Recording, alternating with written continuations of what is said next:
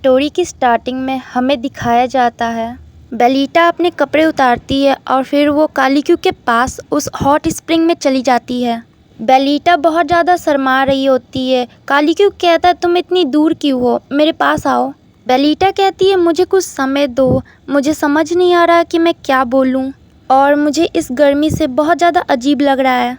और बेलिटा अपने मन में सोचती है आप नहीं समझ सकते, मैंने ये सारी चीज़ें कभी की नहीं है। कालीक्यू बेलिटा से कहता है तुम पहली हो जो यहाँ आया है। बेलिटा कहती है क्या मैं पहली हूँ? कालीक्यू कहता है हाँ, इस वजह से मैं थोड़ा सा नर्वस हूँ। इसका मतलब कि तुम पहली हो जिसके साथ मैं ये करने वाला हूँ। ये सुन के बेलिटा थोड़ा हैरान होती है। कालीक्यू कहता है हम लोगों ने कोई भी चीज़ जल्दबाजी में नहीं सोचा, हमने बहुत सारे दुखों का एक साथ सामना किया, बहुत लंबे समय के बाद हम यहाँ पहुँचे हैं। बेलिटा अपने मन में सोचती है हाँ तुमने सही कहा, पर ये ज़्यादा लंबा समय नहीं था। ये तब शुरू हुआ जब मैं आपसे पहली बार मिली, पर ये प्यार में पड़ने के लिए पर्याप्त समय था। फिर बेलिटा कालीक्यू का हाथ पकड़ती है और कहती है अब कालीक्यू मुझे अच्छा लग रहा है। कालीक्यू कहता है अच्छी बात है और फिर वो बेलिटा के करीब जाते हुए कहता है कल सुबह हम सच में शादीशुदा कपल होंगे। फिर वो दोनों किस करने लगते हैं। यहाँ से सीन शिफ्ट होता है 4 साल पहले। रियल वाली बेलिटा जोर से चिल्लाती है और कहती है कालीक्यू से मुझसे दूर हट जाओ, तुम लोगों को कैसे मार सकते हो हमारी शादी के रात पर। कालीक्यू जिसके पूरे कपड़े पे खून लगा हुआ था वो कहता है क्या मैं उन चूहों को माफ़ कर देता जो हमारे महल की जानकारी को लीक करते हैं, सिर्फ इस वजह से कि आज हमारी शादी की रात है। बेलिटा को कालीक्यू की बातें सुन के बहुत ज़्यादा गुस्सा आता है। वो मन में सोचती है ये खूनी दरिंदा, मुझे विश्वास नहीं हो रहा कि मैं एक खूनी से शादी किया है। और बेलिटा कहती है कालीक्यू से मैं फैलोन की प्रिंसेस हूँ, मैं ऐसे व्यक्ति के साथ कभी भी रात नहीं बिता सकती जो खून से नहाया हुआ है। कालीक्यू बेलिटा को घूर के देखता है और कहता है मुझे कोई परवाह नहीं है। और वो जाते हुए मन में सोचता है वैसे भी मुझे इसमें कोई इंटरेस्ट नहीं है। इसे देख के बेलिटा को बहुत ज़्यादा गुस्सा आता है। कालीक्यू बेलिटा को पीछे छोड़ के अपने मकसद में लग जाता है जो था सारी किंगडम को एक करना। कालीक्यू 1 साल बाद अपने राज्य वापस आता है। कालीक्यू को पता चलता है कि बेलिटा बहुत सारे आदमियों के साथ अफेयर करती है। कालीक्यू ने बेलिटा के बहुत सारे अश्लील अफवाहें सुने, पर उसने ये सारी चीज़ों को अनदेखा कर दिया। इस बीच कालीक्यू ने यूक्लो को छोड़ के सारे किंगडम को जीत लिया। 3 साल बाद मेड एक दूसरे से बात कर रही होती है। एक मेड कहती है तुमने उस आदमी को देखा, वो प्रिंस रूका जैसा नहीं दिखता। दूसरी मेड कहती है मुझे लगता है कुछ बुरा होने वाला है। तभी सीन शिफ्ट होता है और हमें सहायक को दिखाया जाता है। सहायक जोर से चिल्लाता और कहता है योर मैजेस्टी, योर हाइनेस भाग चुकी है प्रिंस एमोर के साथ। ये सुन के कालीक्यू अपने मन में सोचता है मैं जानता था उसकी सुंदरता जो सारे पुरुषों को अपने जाल में फंसा ली, पर मुझे नहीं पता था कि वो ऐसा कुछ करेगी। कालीक्यू उठता है अपने सीट से और कहता है फैलोन के प्रिंसेस ने अपना पहलू खो दिया है। कालीक्यू स्माइल करता है और कहता है मैं आखिरी बार उसका सेमलेस फेस देखूंगा। फिर हमें वो सीन दिखाया जाता है जहां कालीक्यू बेलिटा के गर्दन पे तलवार रखा हुआ था। कालीक्यू मन में सोचता है मैं इसे मारना चाहता हूँ, पर बेलिटा कहती है क्या हम दोनों शादीशुदा नहीं है, क्या मैं तुम्हारी पत्नी नहीं हूँ। कालीक्यू बेलिटा को देखते रह जाता है और वो अपने मन में सोचता है क्या वो इस तरह स्माइल भी कर सकती है। फिर यहाँ से सीन शिफ्ट होता है प्रेजेंट में जहाँ कालीक्यू बेलिटा के ऊपर होता है। कालीक्यू कहता है बेलिटा से बेलिटा हम दोनों शादीशुदा है और तुम मेरी पत्नी हो।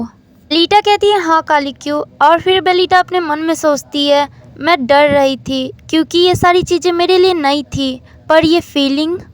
बेलिटा कालीक्यू से कहती है तुम्हारी पत्नी के रूप में मैं तुम पे ट्रस्ट करती हूँ, मैं तुमसे बहुत प्यार करती हूँ। फिर हमें रात का सीन दिखाया जाता है जहाँ कालीक्यू और बेलिटा एक दूसरे के साथ सो रहे थे। कालीक्यू बेलिटा से पूछता है बेलिटा क्या तुम्हें कहीं दर्द तो नहीं हो रहा, क्या तुम ठीक हो। बेलिटा अपने मन में सोचती है मैंने इसे पहले इतना चिंतित कभी नहीं देखा। और वो कहती है कालीक्यू से तुम बहुत ज़्यादा रफ थे। कालीक्यू हैरान होता है और कहता है मुझे माफ़ करना इसके लिए। बेलिटा स्माइल करती और बोलती है कोई बात नहीं, आप एक ही समय पे रफ थे और जेंटल भी थे। कालीक्यू बेलिटा को देखने लगता है। ये सब करने के बाद वो दोनों फिर से हॉट स्प्रिंग में गए और फिर बेलिटा और ज़्यादा जागे नहीं रह पाई। बेलिटा सोते हुए मन में सोचती है, ऐसा लग रहा है कि मैं बादलों में फ्लोट कर रही हूँ। कालीक्यू बेलिटा को देखता और कहता है, ठीक है, मेरे पास जागने का कोई कारण है। कालीक्यू बेलिटा से कहता है, क्या तुम्हें लगता है कि तुम अच्छे से सो पाओगी जबकि तुम मेरे कमरे में हो? बेलिटा कहती है, मतलब? कालीक्यू कहता है, तुम तैयार हो जाओ, तुम आज रात सो नहीं पाओगी। बेलिटा बहुत ज़्यादा शर्मा जाती है और कहती है अपने मन में, तुम अत्याचारी। नेक्स्ट सीन में हमें ग्रैंड ड्यूक का घर दिखाया जाता है जहां सेंटिनियो आता है और कहता है, सर क्या आप यहाँ हो? और सेंटिनियो अपने मन में सोच रहा होता है, कहाँ चला गया वो इतने दिनों से गायब है, पता नहीं क्या कर रहा होगा।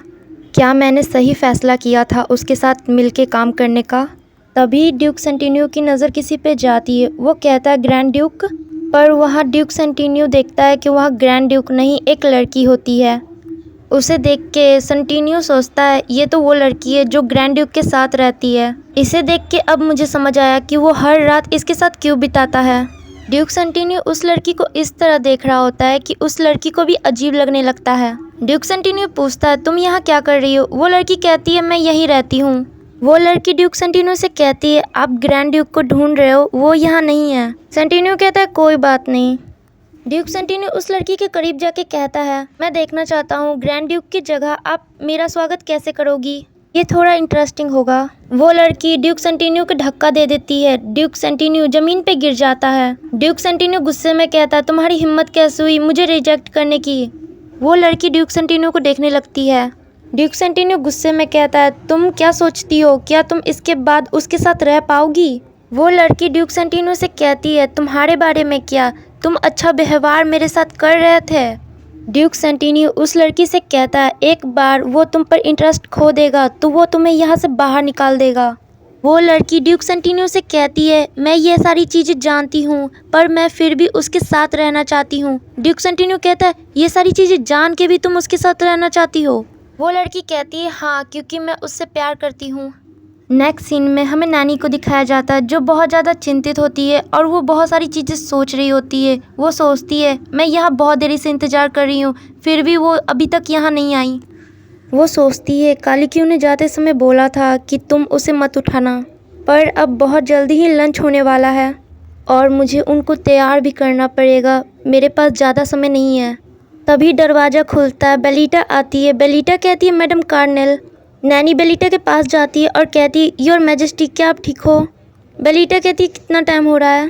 फिर नेक्स्ट सीन में हमें दिखाया जाता है बेलिटा बाट ले रही होती है। बेलिटा कहती है कि मेरी पूरी शरीर दर्द कर रहा है, इतना थक गई हूँ कि मुझे फील ही नहीं हो रहा है कि ये मेरा शरीर है। पर इस पॉइंट पे मुझे मानना ही पड़ेगा कि ये मेरा शरीर है, लेकिन ये मेरा चॉइस है। ये सारी चीज़ें सोच के वो ब्लश करने लगती है। वो सोचती है, कल रात बहुत ज़्यादा अमेजिंग था। कालीक्यू ने जब तक ये किया जब तक सुबह नहीं हो गई, पर जब मैंने अपना आँख खोला वो गायब हो गया था। मैं कल रात ऑलमोस्ट मरने वाली थी। हम लोग तब से शादीशुदा हैं जब से मैं बेलिटा बनी, पर मैं कभी ऐसा महसूस नहीं कर पाई क्योंकि ये सारी चीज़ें मेरे लिए बिल्कुल नहीं थी। पर अब हम लोग सच में मैरिज कपल हैं। मेरी फीलिंग कालीक्यू के लिए बहुत ज़्यादा गहरी है। और बेलिटा सोचती है, मैं आशा करती हूँ कि हम दोनों साथ में जीवित रह पाए, ये मेरी सबसे बड़ी विश है। फिर बेलिटा सोचती है, अभी कालीक्यू क्या कर रहा होगा, मुझे इतना नहीं सोचना चाहिए उसके बारे में, क्या वो भी मेरे बारे में सोच रहा होगा? फिर हमें नेक्स्ट सीन में दिखाया जाता है बेलिटा कालीक्यू के साथ लंच करने के लिए आई होती है। कालीक्यू बेलिटा को देख रहा होता है क्योंकि बेलिटा बहुत ज़्यादा सुंदर लग रही होती है। बेलिटा अपने मन में कहती है, मुझे आदत हो गई है कालीक्यू के साथ लंच करने की, पर मैं इतनी नर्वस हूँ कि मैं उसे देख भी नहीं सकती। कालीक्यू कहता है, क्या तुम मुझे देखना नहीं चाहती? ये सुनने के बाद बेलिटा उसे देखती है। कालीक्यू भी उसे देख रहा होता है। बेलिटा का दिल बहुत ज़्यादा ज़ोर से धड़कने लगता है। बेलिटा अपने मन में कहती है, मुझे खाने पे ध्यान देना चाहिए। बेलिटा जब अपना खाना खा रही होती है, कालीक्यू कहता है, बेलिटा? बेलिटा कहती है, हाँ। कालीक्यू कहता है, क्या तुम्हें भूख लगी है? बेलिटा कहती है, नहीं, मुझे भूख नहीं लगी है। तो कालीक्यू कहता है, हम लोग यहाँ टाइम वेस्ट क्यों कर रहे हैं? बेलिटा बहुत ज़्यादा नर्वस हो जाती है। वो कहती है, तो क्या हमें हॉर्स राइडिंग करना चाहिए? कालीक्यू बेलिटा के पास जाने लगता है और कहता है, मेरा कहने का मतलब था कि मैं किसी और चीज़ का टेस्ट लेना चाहता हूँ। बेलिटा बहुत ज़्यादा शर्मा जाती है। फिर कालीक्यू बेलिटा को मेड के सामने से ही खींच के ले जाता है। बेलिटा ये सारी चीज़ें देख के अपना मन में सोचती है, क्या हम लोग सच में ऐसा कर रहे हैं? मुझे विश्वास नहीं हो रहा है, ऐसा लग रहा है कि मेरा दिल अभी ब्लास्ट हो जाएगा। बेलिटा सोचती है, पर हमें ये सारी चीज़ें किए हुए बस कुछ ही घंटे हुए हैं, फिर भी मेरा शरीर अभी से एक्साइटेड हो रहा है।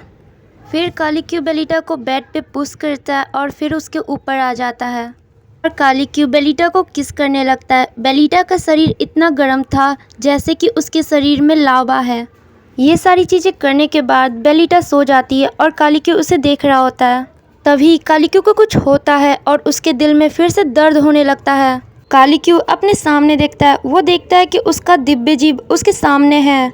तो इस पार्ट को यहीं ख़त्म करते हैं। हमारे कालीक्यू को उसका दिव्य जीव मिल चुका है और आगे की स्टोरी और ज़्यादा इंटरेस्टिंग होने वाली है। तो आपको ये वीडियो कैसी लगी प्लीज़ कमेंट में बताना। वीडियो को लाइक, चैनल को सब्सक्राइब जरूर करना। Bye bye.